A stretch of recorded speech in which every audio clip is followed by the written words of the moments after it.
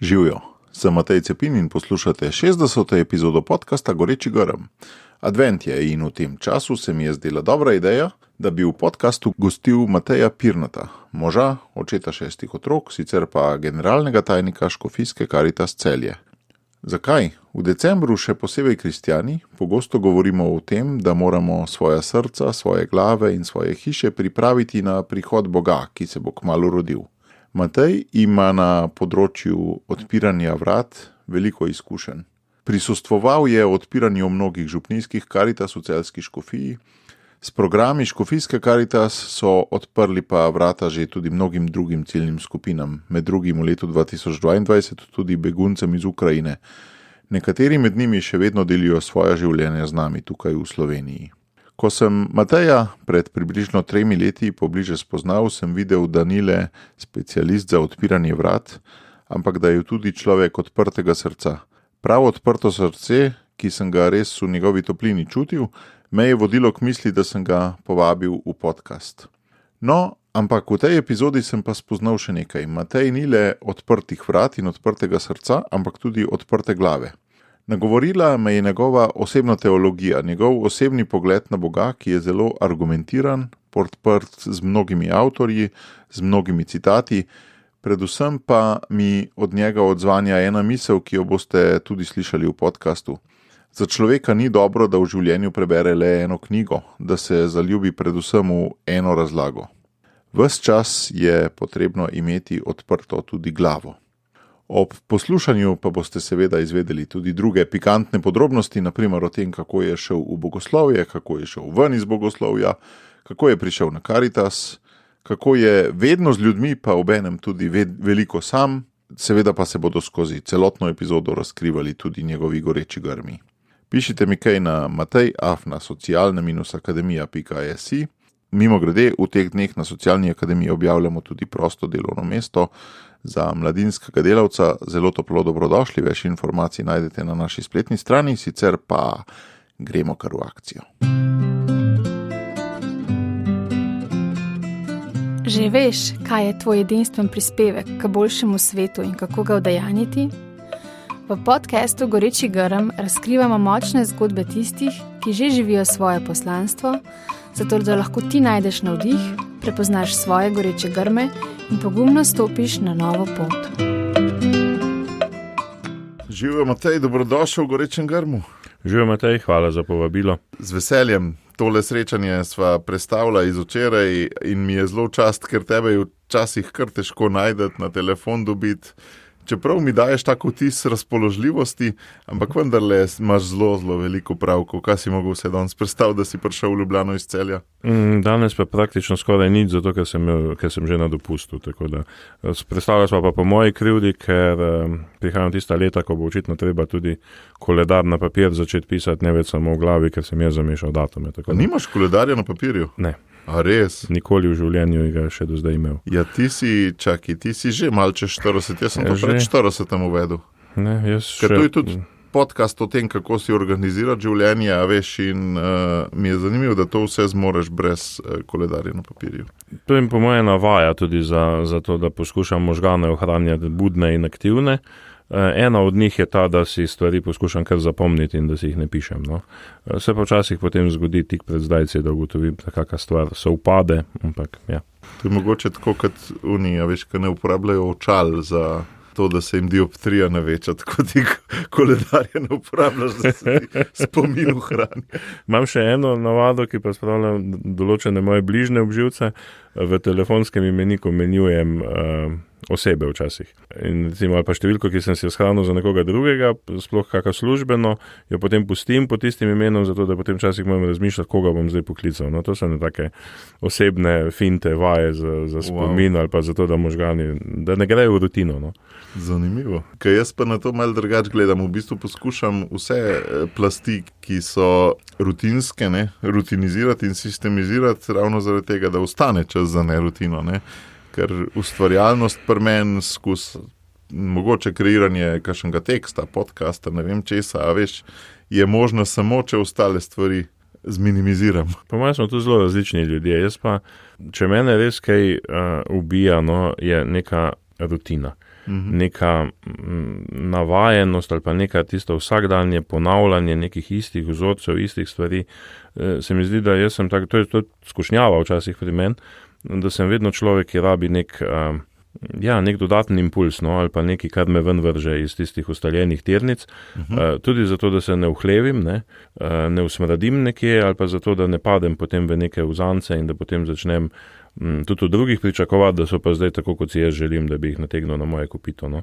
Se mi zdi, da stoji več varovalk pri meni, ni samo to za svoj spomin, ampak poskušam res tudi stvari obdrževati odprte, tudi zato, da potem druge gledam bolj odprto. No. Wow. A veš, da ko si govoril o tej prekinjeni rutine, jaz sem imel tako izkušnjo glih 17 let nazaj, tik pred poroko, ko sem res čutil, da poroka bo neka rutina in mi je potem ravno v tezeju. Pravzaprav sem dobil eno tako zelo močno duhovno tolažbo prek tistega odlomka. Preložite svoje bremena name, kaj ti moj jarem je lahek in moj jarem je, kako že? Prijatelj in moje breme je lahko, Matej 11. poglavje. Ja, tako. In sem v bistvu ugotovil, da bo rutine več v mojem življenju, kot jo je bilo, ampak da mi bo ratala všeč. Ti pa te stopnje nisi na tak način, si pa malo drugač. Pa če se prav spomnim, celo prek podobnega odlomka. Ta odlomek je moj tezejski odlomek, ki se v tezeju zelo pogosto ponavlja. Ne, moj. Ne, saj si ga deliva. Lepota evangelija je v tem, da je univerzalen in da je vsem dan, ne, in da ga nič ni manj, če ga oba vzameva. Ampak ja. No, kako pa je tebe nagovoril? Torej, mene je prvič, ko sem bil v tezeju, nagovoril sploh za en nov pogled na svet. No.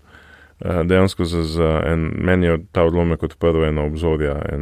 Pa sploh ne znam povedati, kaj je bilo pri tistem prvem branju tega odlomka.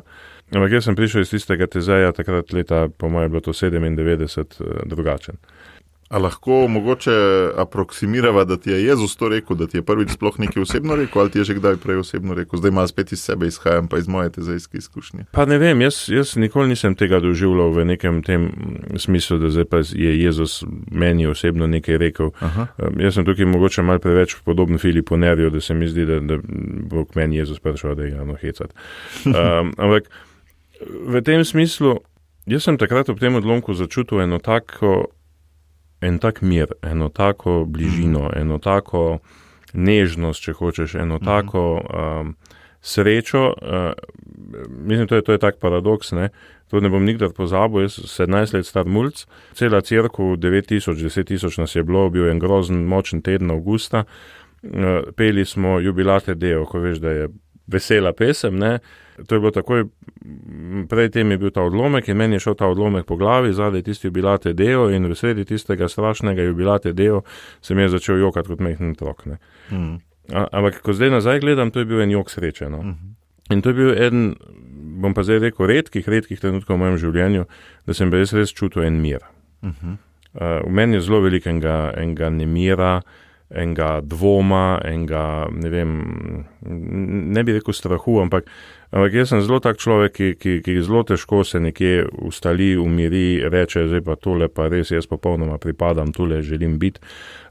Mene vedno nekaj žene nekam drugam, nekam naprej, vedno se mi zdi, da še nekaj nerešeno, da je še nekaj odprto, da še nekdo ni poskrbljen, ne vem, vedno je en kupljenih stvari, ki meni dajo en tak, kar je moj življenjski zagon, pravzaprav ta nemir, ampak takrat je bil pa en tak fantastičen mir, ki sem ga jaz tam začutil, da bi kar tam ostal, ne.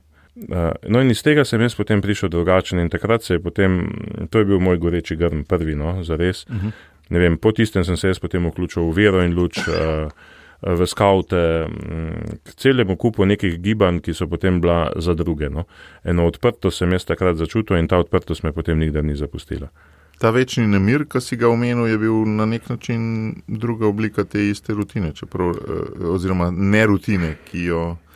Ja, gotovo, ja. Mislim, ta večni nemir v meni je, kaj jaz vem, to nekaj je, kar se rodiš po moje s tem, no. Po drugi strani je pa, jaz sem človek, ki zelo veliko razmišlja, jaz zelo velik del svojega življenja vseeno preživim v svoji glavi. Zagotovo ni nobene ideologije, ki bi jaz rekel, da ji pritrjujem. In ko stvari postanejo enkrat dokončne, takrat jaz stvari začnem doživljati kot rahlo nevarne. Vedno se mi zdi, da je potem, vsaj v svoji glavi ali pa vsaj v svojem srcu, želim potem vedno postaviti vprašanje, kaj pa če. A se bojiš prepričanih ljudi? Ja, zelo. A res? Ja. Pa ne zaradi... A jih srečuješ več v cerkvi ali med levičarji ali med ljudmi, med prosilci recimo, ker včasih so te prosilci vaši, ki so mačka nižjega socialnega statusa, velikrat opažam jaz, da te ljudje z nižjim socialnim statusom, se to je predsodek, tudi manj sveta, manj novic spremljajo, bolj so v svojih okopih recimo lahko, ne? Ni nujno. No, sej prav, vem, da so predsodki, ampak doživljaš kar enakomerno razporejeno. Žal, zelo enakomerno razporejeno se mi razdi. Od škofa do prosilca po socialni lestvici. Ni pravila, se mi pa zdi, da je problem, pa torej, nič ni narobe z neko identiteto, ne? Tukaj je treba mogoče to zelo jasno povedati, ja. Pa z neko zakoreninjenostjo, pa z nekim, ne vem, z neko ljubeznijo do nekih stvari, do vrednot, do nekih prepričanj, s tem, proti temu absolutno nimam nič, ne? Bolj se mi zdi to, kar Tomaš Akvinski ima en pregovor, ne, ki ga ne bi zdaj v latinščini sploh razlagal, ampak on pravi, da se boji človeka ene knjige. Kar ponavadi razumemo kot, da se boji tistega, ki je prebral eno samo knjigo in je to neumen. Ne.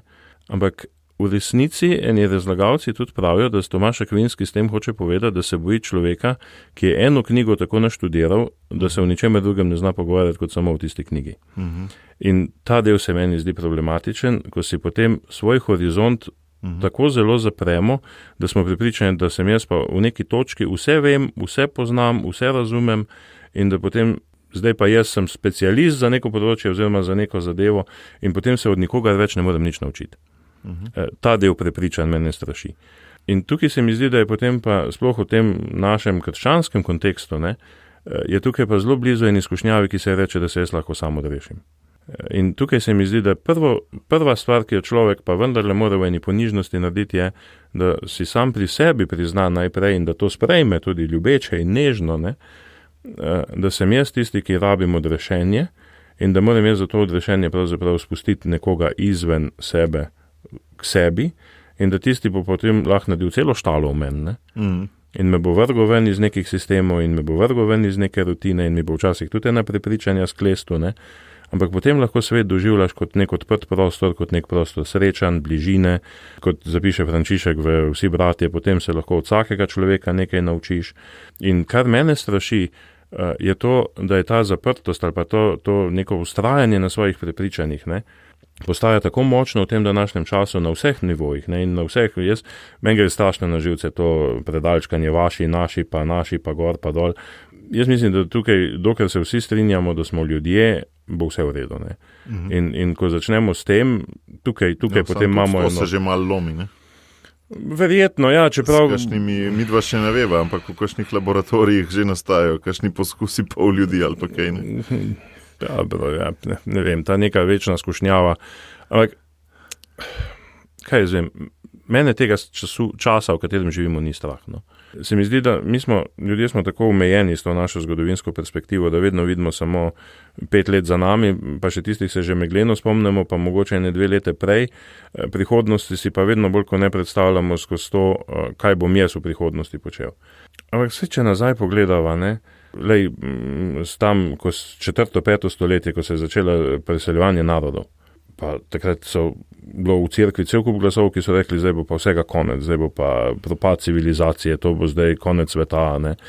Ampak takrat si imel pa v cerkvi nekaj ljudi, bojeci, če se ne motim, je bil eden od njih, ne, ki so pa začeli zbirati to, kar je bilo dragoceno in so to ohranili in iz tega je potem nastala, ne vem, karolinška renesansa.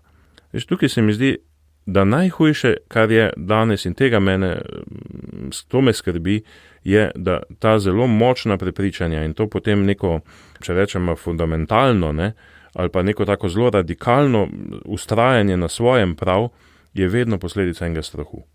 Da je danes toliko ljudi strah in to strah prvič neke prihodnosti, zato ker so stvari negotove, ker so stvari nepredvidljive, ker so stvari zelo spremenljive v tem času. Na drugi strani pa zgubljamo neke fiksne točke, neke vrednote se spreminjajo, v cerkvi zgubljamo neko stoletno gotovost, da pač za Božič pa vsi pridejo k maši, zgubljamo neko tisto, da ko papež nekaj reče, potem vsi to tako razumejo, zgubljamo tisto, da župnik je najbolj lep in pameten in močen in izobražen in ne vem kaj na vasi in živimo vedno bolj v enem takem razpršenem svetu in potem v bistvu se mi zdi, da naše reakcije na to, ne, ki so potem na nek način tudi včasih zelo milo rečeno neumne, ne, so ponavadi pogojene z enim strahom, pa z eno željo, da bomo za vsak način ohranili ta status quo. In to nas potem po moje spravlja v neko stanje, ko dialog potem ni več možen in ko stvari tako daleč zapeljemo, da se potem lahko končajo pravzaprav zelo krvavo. No? In ta del pa je nekaj, kar me straši v tem času. Kar bi si jaz tukaj želel, je, da bi, ne vem, pustili ob strani te neke teorije zarote, pa neke, ne vem kaj, da najprej v drugem vidiš, kjero partijsko izkaznico ima, pa kam hodi k maši, pa za kjero Marijo gre, pa dajmo najprej pogledati, kje je on kot človek. In tukaj sem pa jaz zelo navdušen in pristaš Tomaša Halika, ne, češkega teologa, dajmo najprej pogledati, kje je on ranjen. In potem dajva priznati, da sem tudi jaz ranjen in potem se v ranah srečava. In kar je najbolj fantastičnega v krščanstvu, ne, je pa to, da potem v teh ranah jaz dejansko srečam Kristusovo rano. In jaz potem Boga srečam v svoji ranjenosti, v svoji grešnosti in tam se potem lahko začne moje zdravljenje. Ne. In tukaj se mi zdi, včasih tudi premalo poudarjamo, ne, ali pa se premalo zavedamo tega, da cerkev ni namenjena idealnim ljudem, ki potem za nagrado pridejo tja po zakramente, ampak da je cerkev namenjena ravno ranjenim, zato da postopoma skozi zakramente postajamo vedno bolj to, kar bi naj postajali. Ne. Kako pa pol gledaš na te meje za pridobivanje zakramentov, na pogoje? Ker vedno so, ne? Vedno gotovo so, ne? In sej, recimo sveti zakon, da bom šel zelo banalno, ne? Zakaj pa morata biti mož pa žena, ne? Zakaj ne bi bila pač dva moža? Ne, pa ni to moje mnenje, ampak vedno je neka meja pri pridobivanju zakramentov. Vedno je neka meja, gotovo, ne? Sej, torej, neke stvari so gotovo take, ki smo jih skozi stoletja pač prepoznavali kot in jih tudi, ne, v cerkvi je ena modrost, ki se reče cerkveno učiteljstvo. Ne. Meni je bilo vedno v cerkvi to všeč, da ima eno kontinuiteto, ki se pa, in to cerkveno učiteljstvo recimo ima neko kontinuiteto, po drugi strani se pa cerkveno učiteljstvo je po eni strani bilo vedno varovalka za to, da se nauk ni spreminjal, na drugi strani je bila pa vedno tudi varovalka za to, da nauk ni postal tok. Zaradi tega, ker se je cerkveno učiteljstvo vedno tudi spreobračalo, da ne rečem besede spreminjalo, ker se mi zdi, da je bistveno drugače, ne? Ni se torej prilagajalo na vsak način, ampak se je spreobračalo skupaj s časi. Cerkveno učiteljstvo je vedno, zdaj govoriva o globalu, ne? Cerkveno učiteljstvo kot neka institucija, ne? Recimo vsi škofje, ne, na svetu, ki potem v nekem dolgem roku vendarle imajo eno širšo sliko, pa imajo še eno zgodovino za sabo, in potem lahko človeka vedno gledamo kot človeka v neki perspektivi. In iz tega vidika neke meje, pa neka pravila, pa neke stvari ostajajo, ampak neke stvari se pa tudi v cerkvi spreminjajo. Ne vem, če vzameva zelo banalen primer, ki žal ni banalen, ne, pred ne vem kolikimi stoletji se je mogel nekdo dejansko spraševati teološko, ali imajo eni narodi na svetu sploh dušo, zato ker pač niso bili iz Evrope, ne. Ampak vedno se je v cerkvi našel en glas, enega razuma, ki je potem pa vendarle rekel, dajmo postaviti stvari nazaj na svoje mesto in je potem to cerkveno učiteljstvo sprejelo oziroma šlo tukaj naprej. Tako da jaz mislim, da te neke omejitve in te stvari, jaz se tukaj ne bi zdaj v neke pravne norme ali pa to spuščal, ker se ne čutim za to kompetenten. Zelo pomembno se je zavedati, da Evharistija ali pa zakramenti niso nagrada za pridnost. To je ena stvar.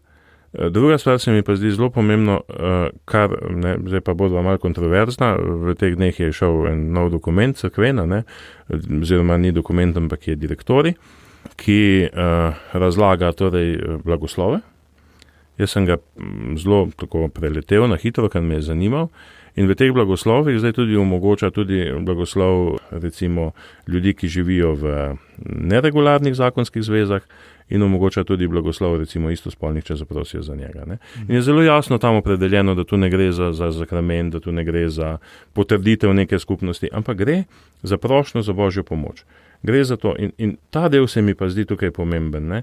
da pa vendarle kljub temu, da ne vem, neke stvari ne morejo postati zakrament ali pa da neke stvari ne morejo, da nekateri ne morejo pristopiti k zakramentu, da pa vendarle ohranjamo neko odprtost, da ohranjamo neko možnost, da se tudi ljudi, ki imajo neko težavo, da jih spremljamo, da hodimo z njimi, da zaznamo njihovo hrepenenje po Bogu, da zaznamo njihove poštene in neke želje in da jih potem poskušamo spremljati tam, kjer oni so in da jim ne odrekamo a priori te neke božje nežnosti, božje bližine in tako naprej. Ne.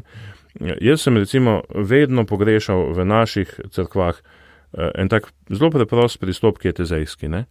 Da bi na začetku maše ali pa na začetku darovanja, tako kot to v Tezeju naredijo bratje, blagoslovili eno košarico kruha in bi imeli tam nekje blagoslovljen kruh za tiste, ki ne morejo k Evharistiji.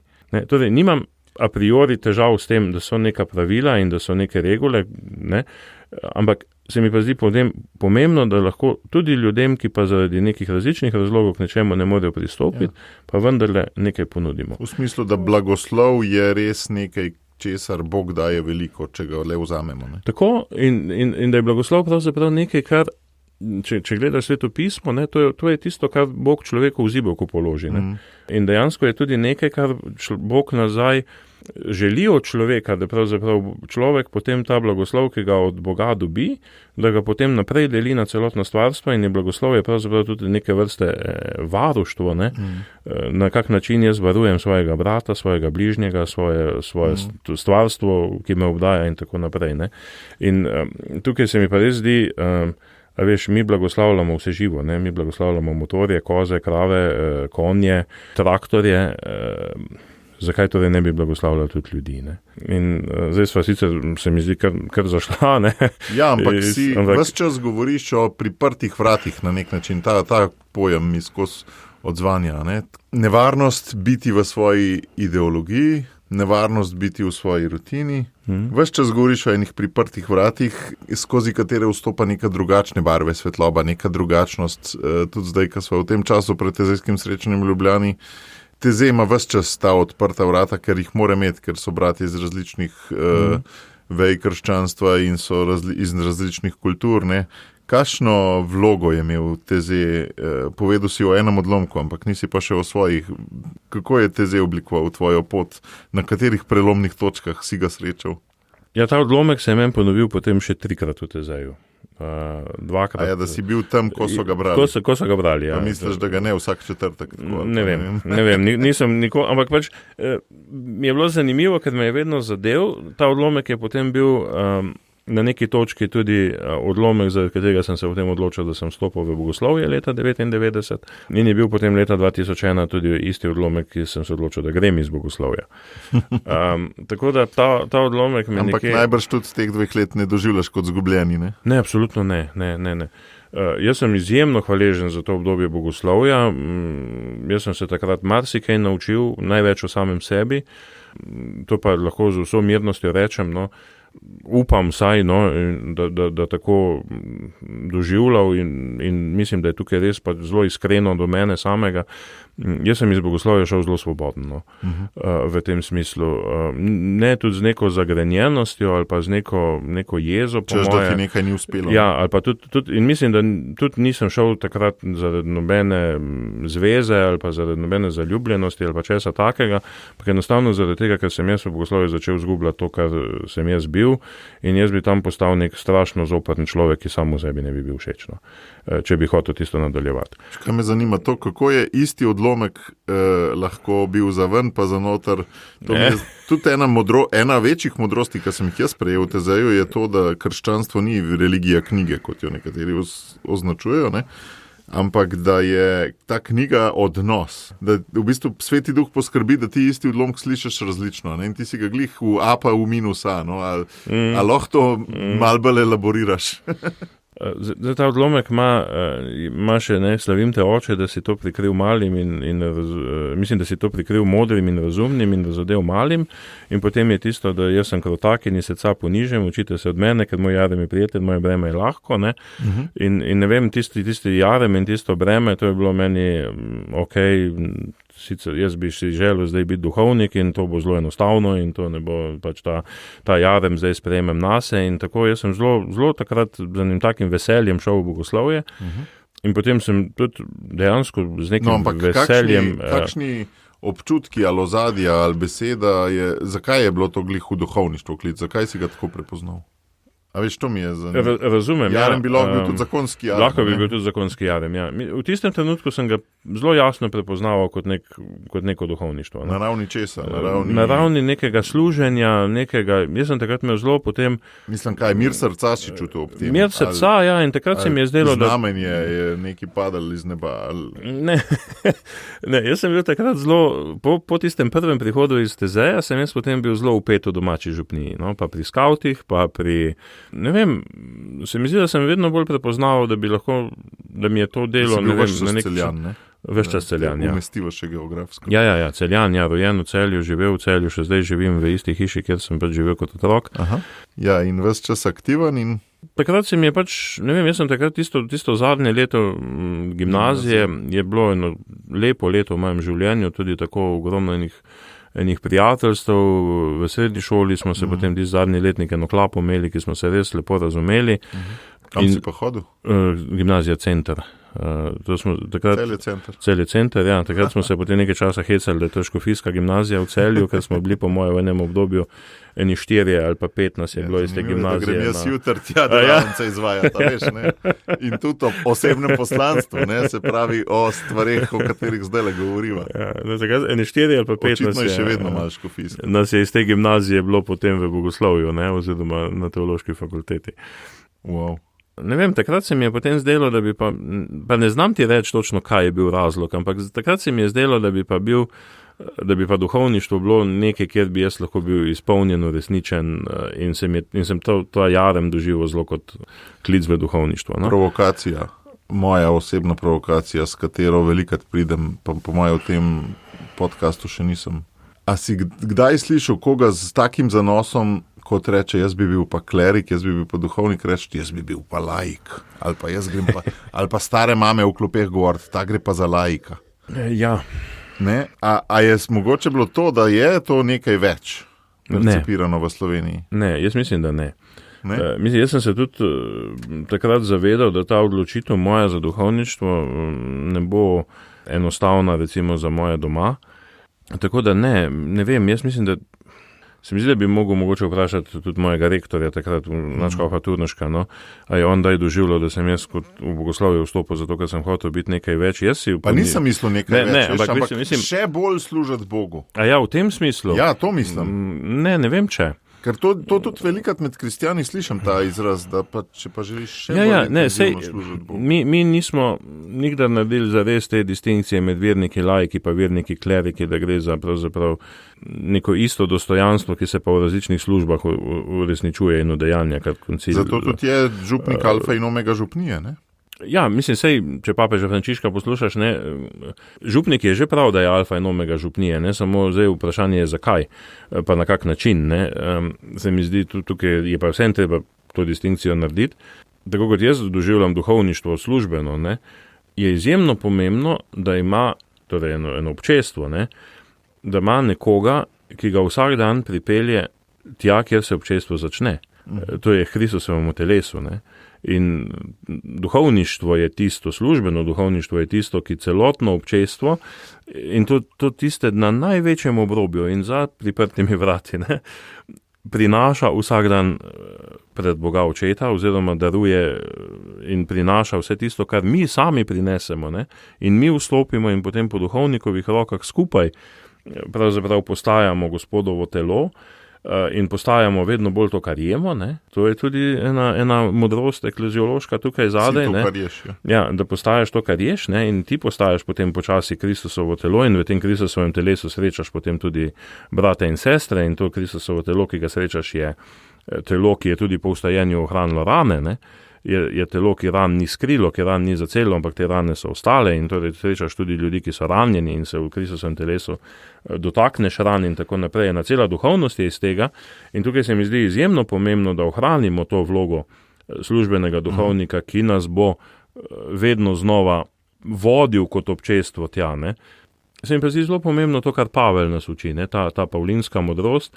Različni smo, različni telesni deli, eden je majhen, eden je velik, eden je zelo pomemben, ampak vsi so pa eno telo in vsi so pa v telesu z istim dostojanstvom. Ne? In vsi v telesu je pa pomembno, da vsi telesni deli funkcionirajo, ker če te tudi noh na najmanjšem mezinčku boli, bo pa tudi glava imela zaradi tega posledice, ker jo bo bolelo in se bo neprijetno počutila. In ravno zato, ker smo vsi eno telo, ne more en posameznik vsega znanja usrkati, ne? Zato je tudi treba ta vrata puščati odprta. In tudi zaradi tega se mi zdi, da je, ko se danes pogovarjamo o reformi, ne, pa o prenovi cerkve, pa župni, pa tega, ne, če bomo samo neke strukturne spremembe delali, ne, potem bomo slejko prej si naredili eno prokrustovo poslo in vedno bo nekdo, ki mu bo treba odsekati glavo, ne, ali pa noge, no, vseeno, ker pač ne bo pasov v naše okvirje.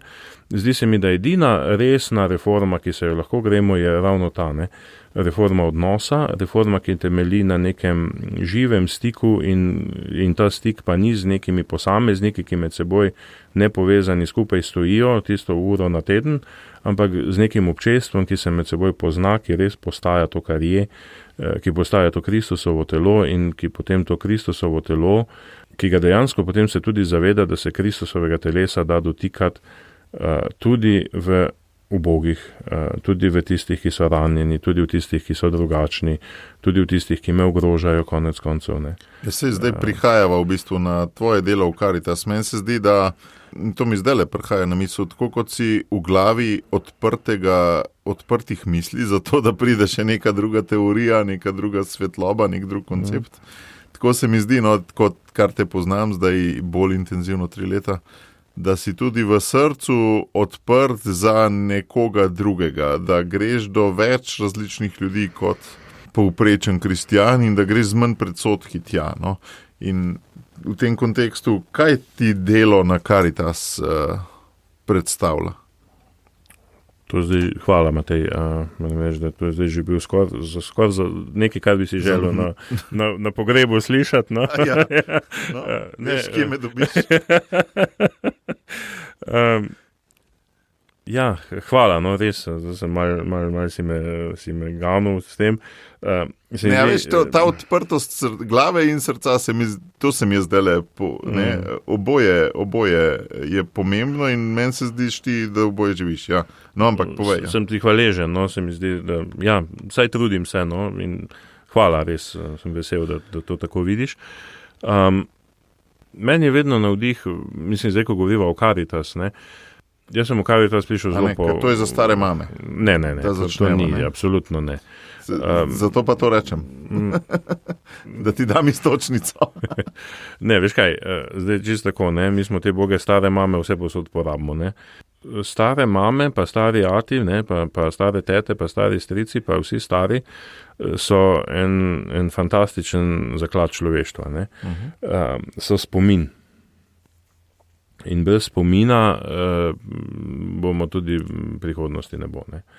Kar jaz sem imel samo enega detka, pa eno babico, no, oziroma starega ata pa omo. In če sem jaz za kaj hvaležen svoji, predvsem omi, no, je zato, da ona meni nikoli ni zares brala pravljic in ne vem česa, ampak ona je meni stvari pripovedovala tako, kot jih ona doživljala in tako, kot jih ona videla. In kar je mene danes, se mi zdi, velika škoda je, da imamo zelo veliko starih mam pa starih atov, ki si sploh noče več reči stare mame in stare ati, ker to Bog ne stvar, ne, da kak si v las se kje pokaže, pa je treba skrit. Ampak ravno v tem, da ne pripovedujemo si več zgodb, da otrokom več ne pripovedujemo tega, kar smo mi nekoč doživljali, ampak to z enim, veš, tako si ti prej rekel, ne, da smo to zdaj po enih tolikih letih vzljubili. Tudi to, kar je bilo težko, ne? Pa da smo zdaj za nazaj, ko pogledamo, pa videli, da smo s tem pomirjeni, pa da s tem živimo. To se mi zdi, je bila tista modrost spomina, ki ga je. In je potem človek, če si to dobil od svojih dedkov, babic, tudi staršev, ne? Da si potem se v bistvu kot otrok lahko učiš, da tudi težke stvari v življenju lahko na neki točki sprejmeš, se z njimi pomiriš. Veš, da sem to hotel reči, da prispevah resilience, ne? Odpornost je zelo, resilience je zelo moderna beseda, kako biti odporen v teh kaotičnih časih in zdaj, ko si to govoril, so take zgodbe, starega človeka, ki je integriral težke trenutke, naprimer drugo svetovno vojno, v svoje življenje. Če jih res dobro poslušaš, če jih vzameš k sebi, ne da jih poslušaš, kot da so tam nekje druge, ne? So lahko krepitev odpornosti. Ampak veš kaj, vi na Caritas,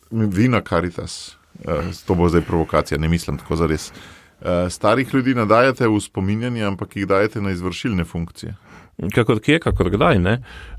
Mislim, ja, zakaj pa ne, če so stari ljudi, mislim, veš, kaj zvem, meni je ta koncept mladi, stari, ne vem, to je meni skregano. Jaz nisem nikdar doživljal neke izvršilne funkcije v Caritas kot nekaj, kjer pa zdaj rabimo ne vem kako dinamiko. Ne? Ampak, če tako vzameš, mislim, Caritas je ena ogromna družina. Ne? Zdaj, če govoriva o slovenski Caritas, ne vem, 10,000 ali koliko nas je. Ne? Če govoriva o škofijski Caritas, nas je 1500, 1600 prostovoljcev. Ne? Nas je zdaj zaposlenih več kot, me sram na glas povedati, več kot 30. A v škofijski? Na škofijski Caritas v Celju. Koliko pa na slovenski? Na slovenski pa mislim, da je 11 ali pa 12. Ampak, ne, v vseh celotnih plus slovenski. Ne vem. Tega pa ne vem, zato ker so potem tukaj še domovi zraven, pa te pridružene, tako da tu pa ne vem. Par sto. A veš, recimo nemška Caritas, ne, smo enkrat gledali, zadolžuje, več zaposluje ljudi, kot jih je v Sloveniji delovno aktivnih. Ne. Ja? Ja. Nekaj čez 1,6 milijon. Tam imajo najbrž tudi še druge inštitucije, bolnice, ki sploh ne misliš. Ja, tako, ampak je ta Deutsches Caritas Verband, ne. Ampak kar hočem reči, torej, v Caritas je po moje vedno bil prostor, tako za mlade, kot za starejše. Mi imamo mlado Caritas, ampak... daj mal grafe poglej, no. Pa ni tako hudo, ne. Če gledam naše prostovoljce, ko jih vsako leto za statističnih podatkov, ki jih je treba najprej sporočati, ne, imamo vsako leto kakega več od 18 do 30, in pa počasi se premika glavnina, prihaja tja med 30 in 60. In meni se zdi tudi, da je najbolj pomembno nagovarjati to srednjo generacijo. Ne vem, to pa nisem nikoli začunal, priznam, da nisem. Ampak nekje tukaj smo med 30 in 60, pa med 60 in 70 smo tam, ne? A to govoriš, da jih je isto velik 30 do 60, kot 60 do 70? Isti odstotek jih je, tako, ja. Ali, ker v njih je 3krat večja starost, ne? 30 do 60 je 30 let. V njih je pa samo 10 let. Je pa od 60 do potem, 70. mislim, da je do potem pač do naprej. A ja, enako jih je do 60 kot na 60 naprej, tako ja. Če pa potem zraven daš še tiste, ki so do 18, od 18 do 30, pa tiste, ki so pod 18, pa mislim, da bi že ta potem do 60 bi pa celo prevagala nad onimi, ne. Ampak, ker v cerkvi bi tako vsak mogel biti avtomatsko. Tudi karitativen, ne? No, sej razlika med Caritas pa med Caritas. Caritas je neka organizirana oblika delovanja cerkvene dobrodelnosti, ki je pač v našem kontekstu mogoče najbolj razširjena, mogoče najbolj razvejana, gotovo ni ekskluzivna, no vsaj za našo škofijsko Caritas lahko z veliko gotovostjo in brez slabe vesti trdim, da smo zelo odprti tudi do drugih, da sodelujemo tako z Vero in Lučijo kot z Vincencevimi konferencami, in da jim tudi pustimo, da pač živijo na svoj način in se vključujejo, recimo Vincencevo konferenco imam zdaj le 2 konkretno v mislih, živita tisto svoje poslanstvo, ki ga delata v tistih točkah, kjer se pa lahko srečamo in jim mi pač tudi nudimo vso podporo. Ne. Jaz bi si recimo zelo želel, tudi vedno smo vabili k sodelovanju Kolpingove družine, dokler so še bile, pa se mi zdi, da so žal trenutno malo v zatonu, ne samo v naši škofiji, ampak v celotni Sloveniji in tudi, ne vem, z misijonskim utripom cerkve na nek način sodelujemo, sobivamo. Tako da, jaz mislim, da tukaj ni nekega konflikta med neko organiziranjo in neorganizirano dobrodelnostjo. Je pa po moje tako v vseh človeških dejavnostih, da samo neka dobra volja je včasih pač premalo, zaradi tega, ker potem v nekih primerih je pa vendarle treba biti organiziran, ne. Če so letošnje poplave recimo kaj pokazale, poznava oba ta dan za solidarnost, ki je bil 14. in 15. avgust, ne. Takrat veš, da je bilo po vseh medijih, da se zapira, da so neke točke, recimo za Zgornjo Savinjsko je bil omejen dostop, zato ker so se bali, da bo preveč ljudi prišlo. In recimo mi smo v tistih 14 dneh je čez škofijsko Caritas Celje, čez naše zbirno mesto v Vrbju je šlo popisanih, imamo 860 prostovoljcev, kar je kar lepa številka. in mi smo vsem dali samo značko, na kateri je bil narisan simbol oziroma logotip Caritas, in tista značka je odprla vrata, da so lahko vstopili v Zgornjo Savinjsko dolino. Nikamor jih nismo rabili imensko prijavljati, nič, bili smo samo zmenjeni, zato ker so potem vedeli, da je zadaj neka organizacija, ki je na nek način resna, odgovorna, ki ne pošilja tja ljudi neopremljenih, ne brez orodja in tako naprej, in da ti ljudje tudi ne bojo neke dodatne zmede povzročili, ampak da so dejansko res prišli delati in da točno vejo, kam morajo iti in kaj morajo delati. Tako da v teh primerih se mi zdi, da je zelo pomembno, da imamo pač neko organizirano obliko. Po drugi strani se mi zdi pomembno, da lahko komuniciramo z drugimi sorodnimi organizacijami, da se ve, torej, kaj mi zastopamo, kdo mi smo na nek način. Zdi se mi pa zelo, zelo pomembno in to tudi vedno, ko nove župnijske Caritas ustanavljamo, vsaj v naši škofiji imamo to navado, da vedno potem žig župnijski Caritas, ki na nek način simbolno predstavlja neko avtoriteto, neko moč, neko uradnost, da ga vedno izročimo v cerkvi pri nedeljski maši. In vedno, ko izročam ta žig, ga nikoli ne dam v roke voditelju, ampak ga vedno odložim na oltar. In vedno tudi zraven povemo, da pravzaprav Caritas zdaj niso neki specialisti v župniji za dobrodelnost, ampak so pač ljudje, ki mogoče so pripravljeni več časa nameniti trenutno organizirani obliki, ampak da celotna župnija je pa tista, ki more Caritas živeti in da so pa vsi na nek način povabljeni, da sodelujejo, pomagajo in tako naprej, ne. Ne veš, kaj mene matra, ne vem, cerkev ima več teh oblik dobrodelnosti, a ne? Zakaj ni to tako organiziran, da bi vse te oblike bile pod Caritas, ali pa z Caritas, ali kako, ne? Kako že grejo tiste tri, ta glavne naloge kristjana, ne? Liturgija, maši hoditi, oznanjevati, ne? Pa dobrodelan biti, ne? Okay. Zakaj ni to tako nekako narejen, da bi pač vsak se počutil dobrodošel ga nekako, ne? Meni je zelo žal, če se vsak ne počuti dobrodošel, ne, v tem smislu. Ne, a veš, ali si nekje, ali si pa na Caritas, ali je, ne? Ne vem, jaz si res želim, da bi Caritas bila tudi v našem prostoru prepoznana kot neka odprta organizacija, kjer dejansko vsak lahko pride. Mislim, po drugi strani se mi pa zdi, da je pa vendarle nujno, da imamo neko organizacijo, ne. Veš, je pa tudi tako, ne, mi kot Caritas, mi smo del cerkve. Mi se nikdar nismo doživljali kot neka nevladna organizacija tam zunaj. Mi tudi pravno v slovenskem pravnem redu smo mi verska skupnost, ne. Veš, in jaz včasih se hecam, ne, in mislim, to verjetno kdo ne sliši rad, ampak jaz rečem, da Caritas je en nezakonski otrok katoliške cerkve, ne. Veš, in tudi to včasih biti del cerkve, sploh takrat, ko komuniciramo tam zunaj, ne, včasih tudi imaš potem neke na hrbtniku zaradi tega, kjer te nekdo po strani gleda ali pa te gleda z nekimi predsodki. Ampak se mi zdi, da v tem smislu je pa pomembno, da tudi kot Caritas, da se ve, da kot neka organizirana oblika in da smo vendarle del cerkve in da tudi neke vrednote delimo s cerkvijo, ne, pa smo vendarle sposobni nekega dialoga tam, kjer ga pa mogoče cerkev težje zagotavlja, ne. Po drugi strani se mi pa zdi zelo, zelo pomembno, ali pa da je tukaj treba se paziti enega take ene pretirane vulgarnosti, ne, ker mi tako zelo, ko delimo te tri stebre, ne, oznanjevanje, liturgija, karitativnost, ne, kot da ti trije med sabo nič nimajo, ne. Ne, nikakor, ne. In zdaj tudi s tem nesrečnim, se mi zdi, da največ težav imamo z oznanjevanjem, zato ker ljudje smo tako narejeni, da dajemo v predalčke in pač rečemo, ok, liturgija, to je, da greš k maši, oznanjevanje, to je, da nekaj naučiš nekoga o veri. Skozi aktivnost gledaš, ne? Ja, skozi aktivnost gledaš, ne.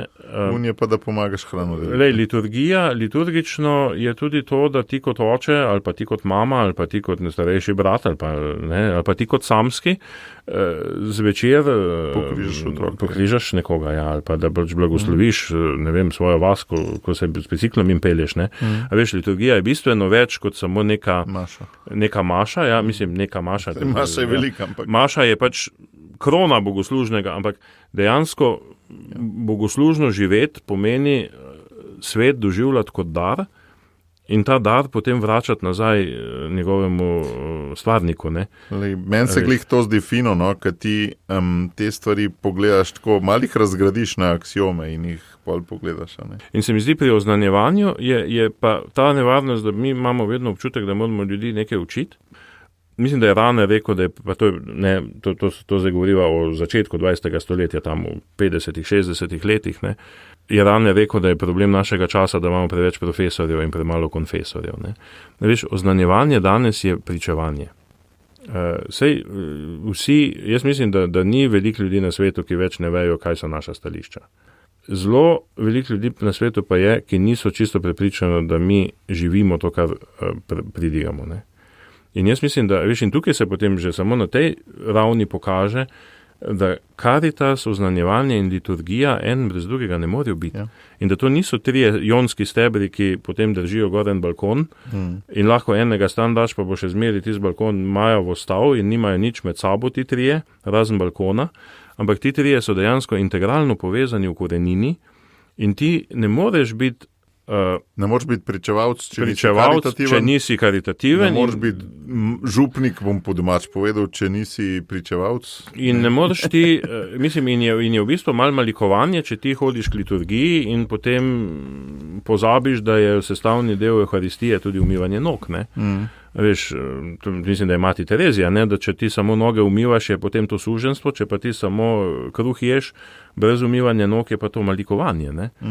In tukaj se mi zdi, da je zelo, zelo pomembno v cerkvi se zaveda, da tukaj gre za nek preplet in da pravzaprav noben od nas ni zdaj, en kristjan je zdaj specialist za liturgijo, ampak življenje kristjana je preplet vseh teh 3.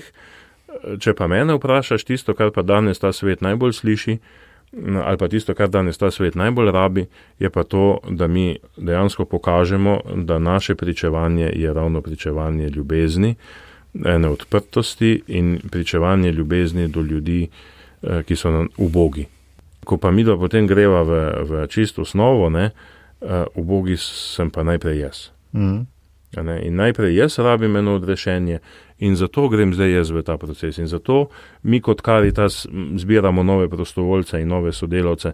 Ne zaradi tega, da bomo potem pred državo se pohvalili, da smo največja prostovoljska organizacija, ampak zaradi tega, ker se zavedamo, da je pot Karitas ena pot svetosti.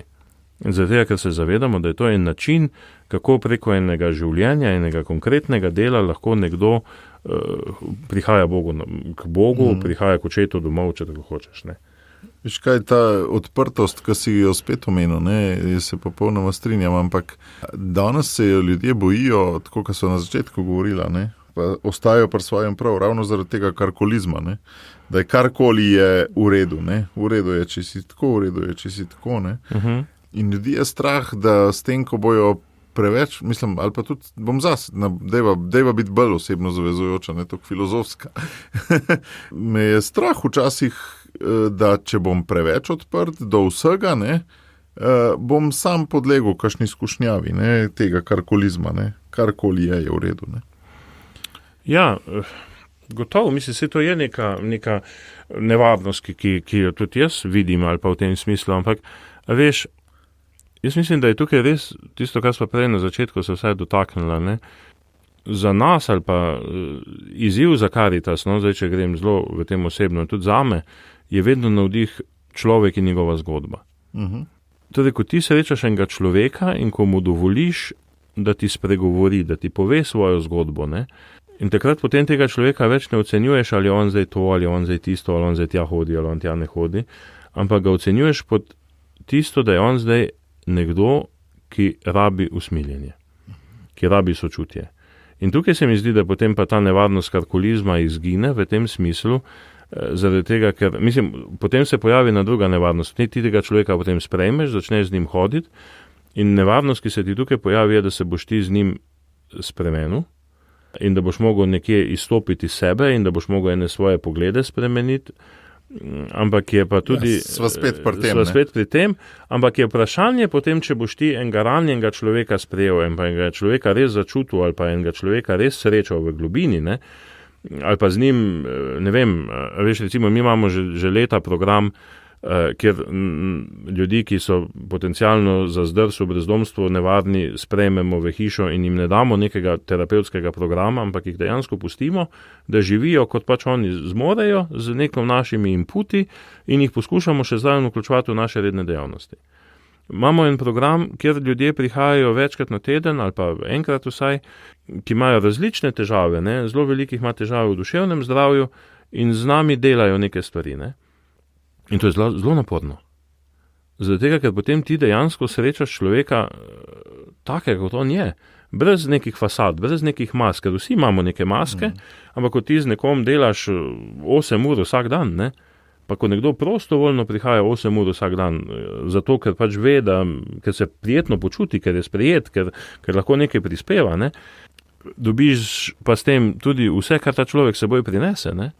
Potem jaz dvomim, ali pa se mi zdi, da potem ta nevarnost, da bomo zdaj vsi brezdomci postali, če z brezdomci delamo, ne, bolje tisto, da bo mogoče ta brezdomec se nalezel nekaj našega, na drugi strani bomo pa tudi mi se nekaj od njega naučili in se bomo naučili, da se človeka najprej ocenjuje ne potem, kdo se on manifestira oziroma kaj zdaj mi na njem zunanjega vidimo, ampak da potem lahko vidimo, ne vem, neko njegovo zgodbo, ki ga je pripeljalo do tega, kjer zdaj on je, da pridemo do tega, da spoznamo, zakaj ima on take težave, kot jih ima, da imajo en razlog, da spoznamo, da mogoče z vsem tistim alkoholom, ki nam gre blazno na živce, je pa vendarle na dnu en zelo ranjen ali pa zelo lušen ali pa zelo prijeten človek in da potem začnemo na tisti točki z njim delati in ga spremljati tam, kjer on zdaj je in na nekih pozitivnih vrednotah, ne, pozitivnih lastnosti, ki jih on ima in da v tam naprej z njim hodimo. Ne. Kakšna drža je ta drža spremljevalca? Kako jo ti recimo gojiš v sebi? Kaj opazuješ, poslušaš, postavljaš vprašanja? Jaz mislim, da predvsem opazujem in poskušam zaznati stisko človeka. No. Kako se to vidi? Zelo različno. Vidiš, kje trzne ali kaj vidiš? Torej, jaz mislim, da tega se nikoli ne moreš iti sam. Ena zelo velika skušnjava je tukaj, da rečeš, zdaj bom pa jaz rešil tvoj problem. Ne? Ja. Druga skušnjava je, da rečeš, zdaj bomo pa mi rešili tvoj problem. Zelo redko kdaj rešimo problem. Ja. Ampak jaz mislim, da tisto, kar mi poskušamo na Karitas, vsaj zdaj govorim za našo škofijsko Celje, mi poskušamo ljudem pač ponuditi priložnost in potem z njimi hoditi. In tukaj je pa potem zelo, zelo pomembno, ja, da poslušaš, vidiš neke nevralgične točke, da se zelo veliko pogovarjamo, da poskušamo potem tega človeka tudi vprašati, da spremljamo njegovo počutje, da ko vidiš, da en dan ni nič od njega, če zdaj zelo grdo rečem, da potem preveri, zakaj ni nič od njega ali pa na nek lep način, da včasih ugotoviš, da je dovolj že samo to, da zjutraj vstane in da pride k nam in da čeprav cel dan ni neke efektivne koristi, da je vendarle boljše to, kot da doma leži s kovtom pokrit, ne, čez glavo cel dan in je sam. Tukaj se mi zdi potem, ja, spet terja eno odprtost, na drugi strani pa terja zelo veliko tudi potem enega lastnega prevpraševanja, ene molitve, enega premisleka, tudi ene skrbi za sodelavce in pa rabiš en tim. Zdi se mi tukaj zelo, zelo pomembno, no, moja izkušnja v Karitas je, mi smo se marsičesa lotili, ne, pa smo sprejemali migrante leta 2015, pa smo sprejemali Ukrajince, potem 2020, če se ne motim, zdaj, ja, no, pač 2022 se je začelo, ja, hvala. Vedno smo potem iz tega naredili en programček. Mi smo, Ukrajince sem jaz začel sprejemati v tem smislu na en klic, ne, pač Tamino je poklical, je pač izrazil neko težavo, ki jo ima in smo rekli, ok, to pa lahko pomagamo, ampak iz tega je potem nastal en program in danes imamo zaposlenega človeka, ki ga nekako pač potem po milosti Božji sfinanciramo, ampak je vendarle to človek, ki je iz Ukrajine, ki je strokovnjak, ki se spozna na te stvari, ki govori jezik, ki govori 2 jezika, tudi rusko, ne samo ukrajinsko, ne, ker je to pomembno in tu se mi zdi potem, da ne ostaneš sam in da ne ostaneš potem prepričan, da boš ti vse te probleme rešil boš zelo, zelo malo. Ne. Ampak tisto, kar lahko mogoče tukaj narediš in je meni pomembno, pa je, da se učimo tega, da pa imamo tukaj en varen, gostoljuben prostor, kjer se lahko počutiš domač. Ne. Ti sam gotovo nisi, ne? Ti si skos obdan z ljudmi, se mi zdi, ali si vzameš tudi čas za biti. Vidim, da v glavi si zelo velik sam, no? Prvič to globoko pogovarjava, ne? V glavi si zelo velik sam s sabo, ampak drugače si pa skos v neki komunikaciji, skos imaš neke telefone, skos imaš ene ljudi okrog sebe, tudi doma, imate ženo, 6 otrok. No, veš, jaz sem edinc, ne. Tako da za mene je zelo, zelo pomemben čas, je moj čas, no. Tako da, ja. Mislim, ja, sem obdan z ljudmi, sem rad z ljudmi, mi tudi ni težava, ampak res moj najlepši na nek način dopust ali pa odmik je čas, ko sem pa sam, no. Tu imam veliko, veliko srečo, da tudi moja žena to del razume. Jaz sem zelo velik sam po noči. Jaz zelo premalo spim, no. Tako da tu bi rekel, da je zelo veliko tega časa in si znam na nek način vzeti ta čas. No. Kaj študiraš? Ali študiram, ali berem, ali kaj gledam, ali kam grem, ali pa se tudi potem poiščem neko, pač, torej imam neke prijatelje, odnose, ne, da si potem poiščem neko družbo, ki me tudi razbremeni in ki tudi ni mogoče nujno iz tega službenega okolja, ampak ki mi tudi lahko v bistvu odpre ena nova vrata ali pa ki mi spet pomaga tam z enim novim razmislekom pogledati na stvari. No, ta del se mi zdi pomemben. No. Dej, tole je še ostaje odprto. Kakšen je bil tvoj goreči grm za Karitas? Kakšna je bila ta pot? Ime in priimek ima. Bil je Darko Bračun, ki je zdaj generalni tajnik v Mariboru. Midva sva se bežno poznala s hodnikov fakultete in potem, če me spomin ne vara, je on... nekaj let razlike v bogoslovju. Kar precej, tako da nisva bila prav zares sošolca, ampak tako na vide sva pa vedela, kdo sva. Ko sem jaz že šel iz bogoslovja in sem še potem v Mariboru, sem na eni župniji učil verouk in je Darko takrat škofa Smeja pripeljal na eno izkušnjo za birmance in škof Smej je, ne vem kako, ampak je nekako imel v spominu, da tiste birmance verouk uči sestra Mateja, no tista sestra Mateja sem bil pač jaz in se je takrat odločil, da pa ne izkušnjo, ker sestra Mateja izvede, ne. Mene to ni kaj dosti presenetilo, jaz sem pač stopil tja ven in tista izkušnja je izpadla zelo fajn, zaradi tega, ker sem jaz seveda vedel, kaj birmanci znajo in sem samo v tisto smer zapeljal, ampak takrat je očitno Darko dobil neko občutek, da sem pa človek, ki se v neki taki stresni situaciji, ki jo jaz sploh nisem doživel kot stresne, no, dobro znajde. In takrat je potem se iskalo nekoga v Celju, ki bi prevzel obnovo skladišča v Vrbju. Takrat se je tista hiša vrnala in takrat je Darko potem mene pač poklical, me mal pregovarjal, jaz sem se mal nazaj držal. Kaj si pa počel takrat, da si študiral, ali si bil zaposlen? Verouk sem učil. Verouk sem učil. Profesionalen katehet. Mislim, takrat sem ravno razmišljal, da bi nekaj v tej smeri, no. Celo sem razmišljal, da bi imel SP ali nekaj takega, ne vem. Takrat sem po mojem 4 ali pa 5 župnijah verouk učil. Pa si imel že otroke tudi, ali? Prvega sva že imela zano, ja. No, potem je pa pač, ne vem, potem pa se mi zdi, da moj prvi impuls pri Karitas, ne vem, zakaj se mi ni zdelo, da bi jaz to bil sposoben delati. Moj prvi impuls je bil potem pravzaprav v redu. Tega skladišča v bistvu. Mislim, na splošno mi je bilo tako, ne vem, to se spomnim, no, da je bilo kar nekaj prepričevanja treba, da sem rekel ja, ampak je bilo bolj iz tega vidika, Darko, zdaj, če res rabiš pomoč, no, pa lahko mogoče za nek kratek čas. Potem so se pa stvari zavrtele in potem je nadškof, oziroma takrat škof Stres, nekje videl, da bi me lahko dal za generalnega tajnika v Celju. In takrat si bil že toliko hitro to?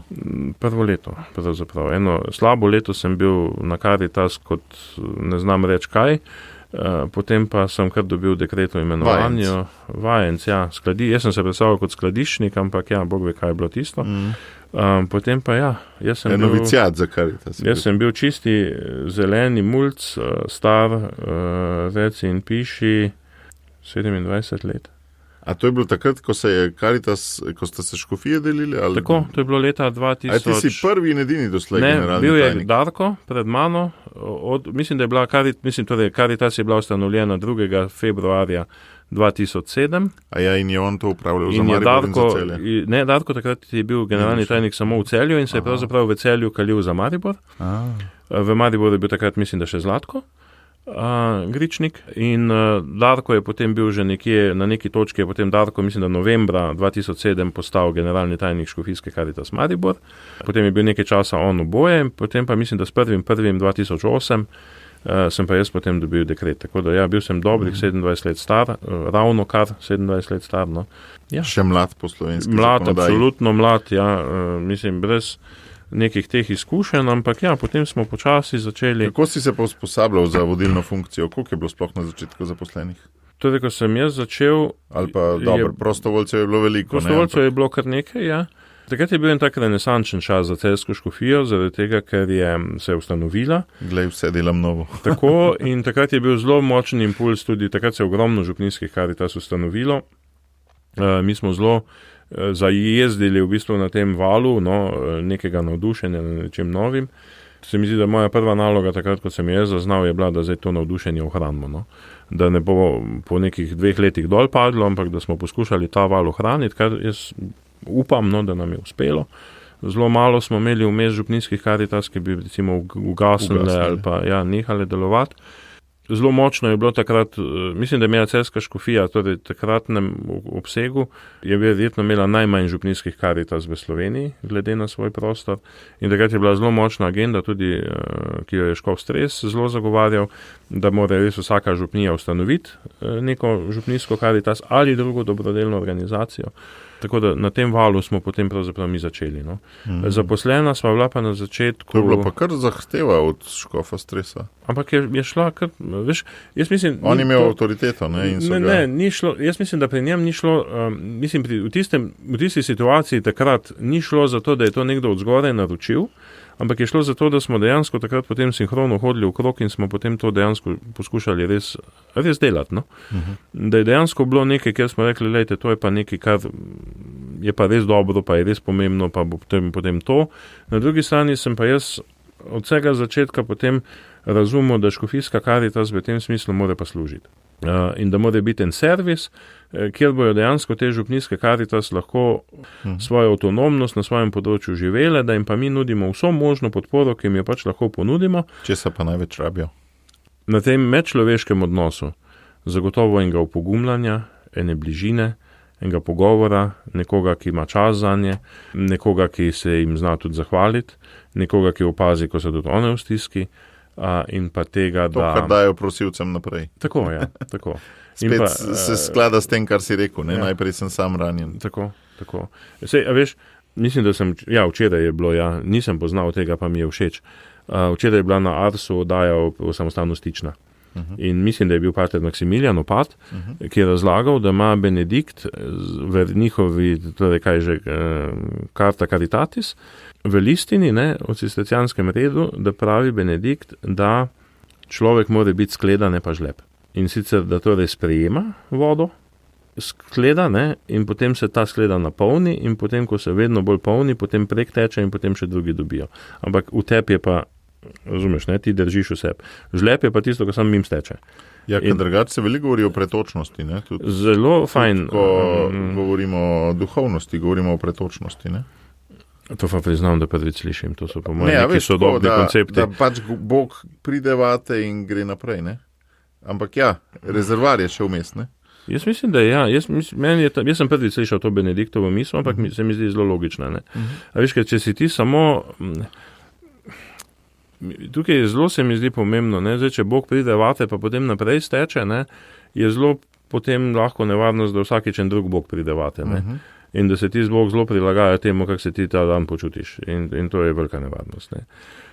Jaz mislim, da glavno vprašanje cerkve danes, ne, kot ga jaz vidim, pa tudi za Karitas, je podoba, ki jo mi imamo v Bogu. In to predvsem podoba, ki jo mi imamo o očetu Jezusa Kristusa. Zaradi tega, ker mi se včasih premalo zavedamo, da Kristus ni prišel sebe razodeti, ampak Kristus je prišel zato, da bi nam spet razodel, kdo je oče. In če mi te podobe očeta nimamo v tistem rezervoarju, v tisti skledi, ne, potem mi naprej delimo pač neke svoje fantazme v Bogu, ne delimo pa tega, kar dejansko, kar smo mi dejansko najprej izkusili. In jaz mislim, da to, kar človek lahko deli, je svoja izkušnja, da si v nekem trenutku teme, ranjenosti, grešnosti, zavrženosti, ko bi te po vseh merilih nekdo mogel vzeti cund, ne, da te takrat je nekdo izkazal usmiljenje in te je ljubeče sprejel takega, kot si ti bil, čeprav si tega nisi zaslužil nikakor, in tisto potem lahko naprej deliš. Veš, zdaj, mogoče ne, sem mislil, da bova na začetku prišla do tega, ampak pa nisva, pa mogoče zaključujeva lahko s tem. Jaz sem leta 2000, ko sem bil ravno na tistim že šel v bogoslovju, pa že ne več pravzaprav v glavi, sem bil v Rimu na srečanju mladih in sem šel k spovedi k nadškofu Uranu. On je tudi bil za mene en goreč grm. Tiste spovedi ne bom jaz nikoli pozabil, jaz sem takrat res vse, kar sem nosil v sebi, njemu povedal. In on me je gledal in mi je rekel samo eno stvar, ki sem si jo zavedno zapomnil. Zdaj pa, fant, se vedno kadar boš imel tendenco, da bi drugim ljudem poskušal nadvladati, ne? Ali pa jih manipulirati, ali pa da bi poskušal jim dokazati, da si ti imaš svoj prav. Se spomni tega, kako si ti ranjen, in potem se spomni, da so oni ranjeni, in zdaj iz te rane naredi kraj, kjer boš ti bolj prijazen z drugimi. Jaz sem bil takrat star 19 let, mulski ima občutek, da ima vse na svetu. Ran še ne čut. Ki ima tudi občutek, da je vse na svetu bo po njegovo, ne. In to je bil za mene, po mojem, taka prelomna točka, kjer sem rekel, ok, jaz lahko sprejmem svoje rane, jaz lahko sprejmem to, kar jaz sem, jaz lahko sprejmem to, kar mi je težko sprejeti pri samem sebi, ampak jaz lahko zdaj iz tega dejansko naredim nek kraj, zaradi česa pa jaz lahko ne postanem zoprn, ampak lahko poskušam biti dober človek. Ne. Se bojim, da sem še vedno zelo zoprn, no, ampak po drugi strani si pa želim, da bi mogoče pa res do na pogrebu vendarle rekel, da vsaj poskušal je pa biti dober človek. No. Tako kot si rekel, doživljam, kot da so te rane že bile tudi klic, zato si mogoče tudi ga imenoval Goreči grm, klic v Karitas, ne? Ja, ko zdaj nazaj gledam, se mi zdi, Ker takrat si najbrž prvič, če te prav razumem, o sebi in o drugih razmišljal kot o ranjenih, ne? Jaz sem sicer tak človek, da me vedno ganejo drugi, no. To mogoče včasih ne pokažem, ampak dejansko me zgodbe drugih ganejo in se mi zdi, da moj prvi klic v Karitas je bila gotovo vera in luč. No. Pa še sam ne vem, na kak način sem jaz vero in luč našel, ampak sem jo našel. In še danes ena stvari, kjer imam res slabo vest, je to, da nisem aktivno pri naši veri in luči več zraven. Da sem sicer na papirju še član, ampak zelo, zelo redko kdaj zavijem tja, ker enostavno včasih pač enostavno ne gre, no, in ne zmoreš. Ampak to je tista pa res moja prva ljubezen. Zaradi tega, ker sem jaz tam srečal najbolj pristne ljudi v svojem življenju. Zaradi tega, ker tam pa potem dejansko vidiš pri teh lučkah, ne, to, da človeško življenje, ko ga vsega balasta osvobodiš, je pa potem en klic k ljubezni. In da nič drugega ne rabi kot eno ljubezen, ampak to ne ljubezen, ki je ena miloščina, pa ki je dana kot neki bogi, ampak ena ljubezen, ki drugega vzame točno takega, kot je, in ga enostavno objame, sem zato, ker tak je. Na drugi strani pa, kar sem jaz pri veri in luči vedno občudoval, so bili pa starši. Ne, in to starši, ki so znali to sprejeti, ki so znali sprejeti svoje lučke in ki so potem zaradi teh lučk mogli sicer spremeniti svoje življenje, ne, niso pa potem postali sužnji teh lučk, ampak so na nek način to sprejeli in so potem to sprejeli tudi kot en poseben dar in so potem iz tega tudi, imaš ljudi, ki so tako preizkušeni, pa ki tako se razdajajo, pa tako premučijo v svojem življenju, ampak so tako veseli, tako odrešeni, da težko verjameš. No. So spet tako integrirali, da bo zgodba za vnuke, kot so govorili. Da so tiste zgodbe za vnuke zelo dragocene, ki jih integriraš. To se mi zdi, zdaj mi prihaja na misel, ne. Psihologija pozna nekaj take, kot je kompenzacija, pa nadkompenzacija. Pa. Se mi zdi, da je to ena modrost, ne, ki nam jo danes manjka. Da z teh svojih ran, pa svojih težav, pa bolečin, pa travm, pa karkoli že pač nosimo v sebi, ne kompenziramo na vsako silo, ne, ampak da jih integriramo. Ne. Ampak razlika se mi pa zdi ključna je pa v tem, da zato, da jih lahko integriraš, moraš najprej sebe ljubeče sprejeti. In tukaj je kar izziv v krščanstvu, se mi zdi, ne. Ja. Se mi zdi, da nas ne vzgaja na ta način. Ne? Mene je zelo, zelo močno, se sem že večkrat to povedal. Vsi smo bratje nagovorili to, da krščanstvo ni najprej nauk, ampak je najprej ljubezen. Ne? Ker če je krščanstvo najprej nauk, pa se ne moreš čist ljubeče sprejeti. Ne? Najprej gledaš odklone svoje od nauka. Ne? Če je pa najprej ljubezen, je pa to boljše startno izhodišče. Meni so pač dali ime Matej, ne, in jaz sem bil vedno vesel tega imena, ker jaz se večkrat počutim zelo podoben temu mojemu nesrečnemu ali pa srečnemu zavetniku. To je človek, ki pač ni bil ravno cenjen v tistih časih, ne, načeloma so, mislim, lahko da je samo predsodek, ampak cestninar je bil in so vsi rekli, on pa krade, pa golfa, pa za sebe jemlje, pa nekaj skriva, pa tako naprej. In ti delaš z donatorji.